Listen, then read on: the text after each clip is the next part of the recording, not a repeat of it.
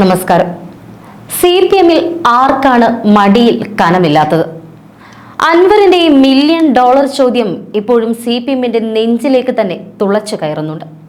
സ്വർണ്ണക്കള്ളക്കടത്ത് സംഘവുമായി ആർക്കാണ് ബന്ധമില്ലാത്തത് എന്ന ചോദ്യമാണ് അൻവർ നടത്തിയ വാർത്താ സമ്മേളനങ്ങളിൽ വിഴുങ്ങിക്കളഞ്ഞ ഒരു പ്രധാനപ്പെട്ട ഭാഗം. നിർഭാഗ്യവശാൽ അത്തരം ചോദ്യങ്ങൾ പലയിടങ്ങളിലും ഉയർന്നു കേട്ടില്ല എന്ന് വേണം കരുതാൻ. എന്നാൽ ഇവിടെ അൻവറിന്റെ ചില നീക്കങ്ങൾ പുത്തൻ ദിശകൾ തേടുകയാണ്. മന്ത്രിസഭയ്ക്കുള്ളിൽ തന്നെ വലിയ രീതിയിൽ ഭിന്നിപ്പുകൾ ഉണ്ടാക്കിയിട്ടുള്ള ഒന്നാണ് പിണറായി വിജയന്റെ മരുമകൻ സ്നേഹം. മന്ത്രിസഭയിൽ സ്റ്റാർ വകുപ്പുകൾ സ്വന്തമാക്കിയ റിയാസിനോട് അസൂയുള്ളവരാണ് കൂട്ടത്തിൽ പലരും.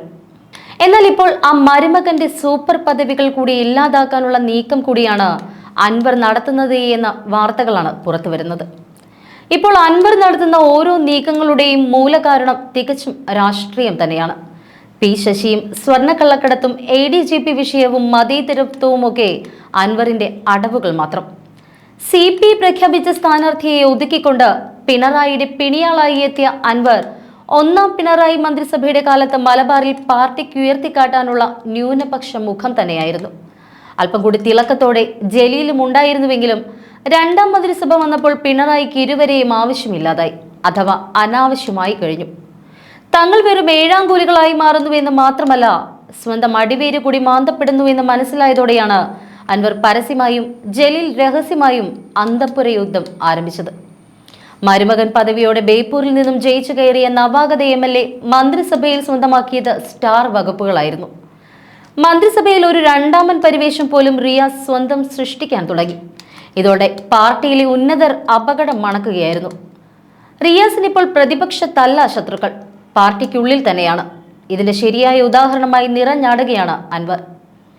CPM രീതിയിൽ ഒരു സാധാരണ MLAക്ക് ഒന്നും ചെയ്യാനാകില്ല എന്ന് കുട്ടികൾക്ക് പോലും തിരിച്ചറിവുണ്ട്. ഈ സാഹചര്യത്തിൽ മുഖ്യമന്ത്രിയെ ടാർഗറ്റ് ചെയ്ത നിലയിൽ നിറഞ്ഞാടാൻ അൻവറിന് സാധിക്കുന്നത് അയാൾ ഒറ്റയ്ക്കല്ല എന്ന ഉത്തമ ബോധ്യത്തിൽ തന്നെയാണ്.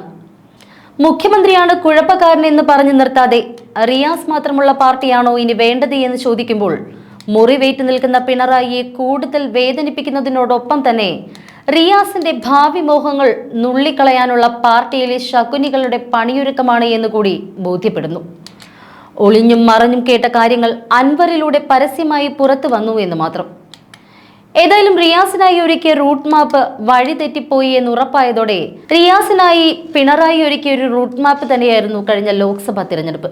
എന്നാൽ ആ റൂട്ട് മാപ്പ് വഴിതെറ്റിപ്പോയി എന്ന് ഉറപ്പായതോടെ റിയാസും ലോക്സഭാ തിരഞ്ഞെടുപ്പിന് ശേഷം വളരെ കരുതലോടെ തന്നെയാണ് പെരുമാറുന്നത്. നീക്കങ്ങൾ നടത്തുന്നതും അങ്ങനെ തന്നെ. ഒരു മൂന്നാം ഭരണം സാധ്യമാണ് എന്ന് തന്നെ വിലയിരുത്തുന്ന പാർട്ടി ആ വിജയത്തിൽ ന്യൂനപക്ഷ വോട്ടുകൾ നൽകുന്ന പങ്ക് ഉയർത്തിക്കാട്ടി റിയാസിനെ എങ്ങനെ മുഖ്യമന്ത്രി കസേരയിൽ എത്തിക്കാതിരിക്കുമെന്ന ചോദ്യമുയർത്താൻ 2 വർഷം സമയം ബാക്കിയുണ്ട് എങ്കിലും ആ ചോദ്യം ഇതിനോടകം തന്നെ പാർട്ടിയിലെ ഉന്നതർക്ക് ബോധ്യമായി കഴിഞ്ഞു. ആ ബോധ്യമാണ് അൻവറിലൂടെ ഇപ്പോൾ പൊട്ടിത്തെറിക്കുന്നത്.